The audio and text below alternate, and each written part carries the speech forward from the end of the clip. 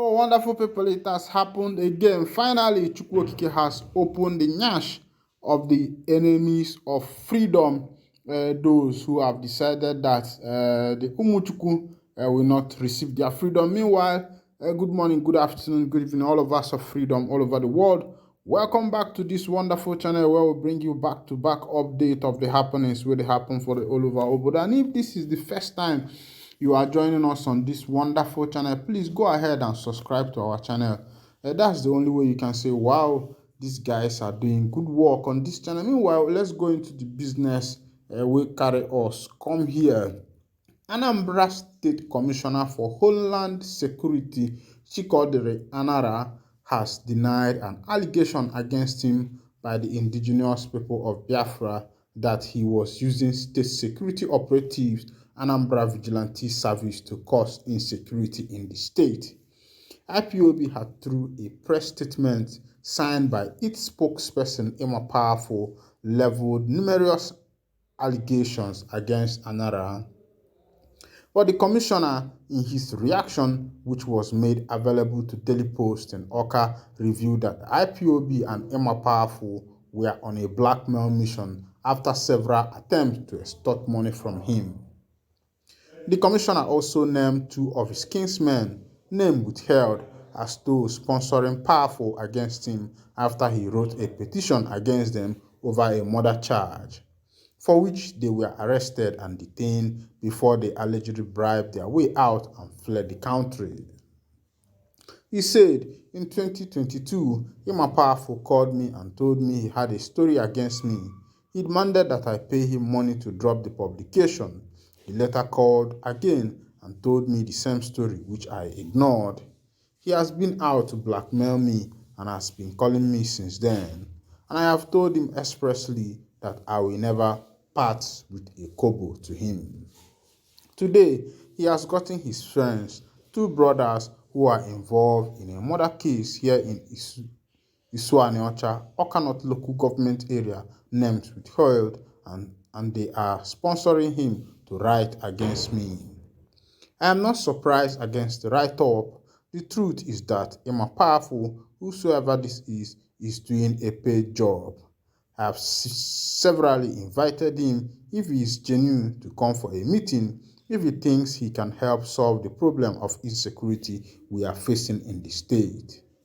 I need to inform Emma Powerful that the Anambra Vigilante Group, AVG, has existed for many years before I came into office and was not created because of the IPOB, which is a new and recent creation. Anara is the Commissioner for Homeland Security, a ministry that works directly with the indigenous security outfit of the state, Anambra Vigilante Service, which has been greatly applauded for helping police and other security outfits in the state to tackle insecurity. The group recently apprehended and handed over some criminals in the state to the police. Anambra State Police Commissioner CP Echeng described the apprehended criminals as members of the indigenous people of Biafra militant arm Eastern Security Network. My people, now don't see as it dey sub, as it dey happen. Now one day, one matter, another day, another matter. This man is accusing Mazi Emma Powerful. Of course, Mazi Emma Powerful claims that he is the spokesperson of the indigenous people of Biafra, and he has been accused by this man of trying to blackmail him. Meanwhile, let me bring you another news. This one is coming from Abia State, where Ahmed Dati Amechi Sanusi was in attendance as Oti takes over office as Abia State governor. Of course, you know that before this time that there was a court charge and suit from Kano State demanding that Oti will no longer be the legal or will no longer be the governor-elect of Abia State because there were some irregularities in their appointment. But despite that, Oti has taken over office. Of course, also you remember what transpired on the day of announcing of result, where the VC, Vice Chancellor of Futo, Federal University of Technology, Imo State, took a bold step in order to deliver the judgment and bring about the right person who is supposed to be the rightful owner of that seat.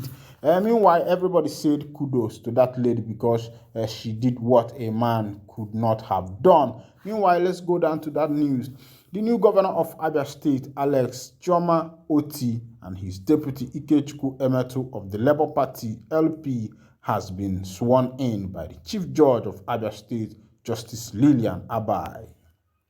Oti, who defeated Oke Aigbe of the People's Democratic Party, PDP, in the March 18 governorship contest, was sworn in the presence of a crowd of jubilant supporters that filled the Umuahia Township Stadium to the brim.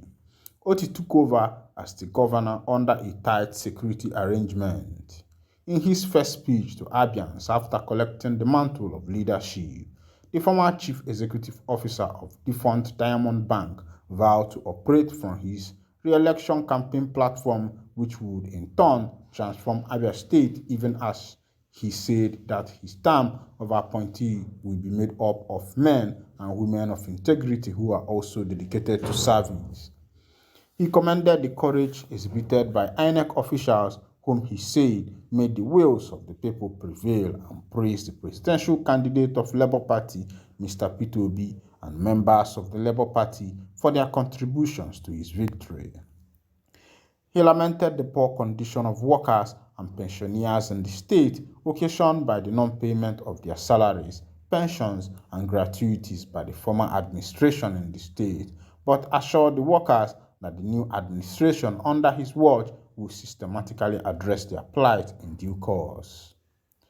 The governor, who promised to engage the service of qualified contractors and seasoned technocrats in the execution of projects, said the days of delivering shoddy jobs are gone.